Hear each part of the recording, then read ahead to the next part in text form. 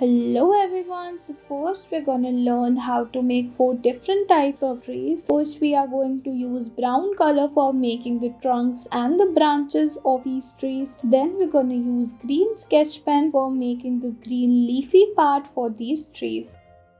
Next, we're gonna make an ice bowl. Starting by making the bowl, we're gonna make the ice circles and then giving them cute little expressions on their faces. Then we're gonna make a spoon as well, and it's ready.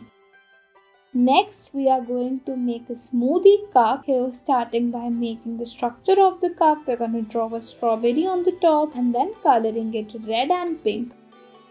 Next, we are going to draw a watermelon and a strawberry popsicle. Starting by making the watermelon, we are going to make its structure and then the seed. Then we're going to make the strawberry one and giving it some dot effect as well. Then we are going to color them as well with different sketch pens. Here we've used red and the green sketch pen for the watermelon one. Then we're going to color this chick by using a peach color. Then we're going to use the same colors for the strawberry also, and then you can see your beautiful popsicles are completed.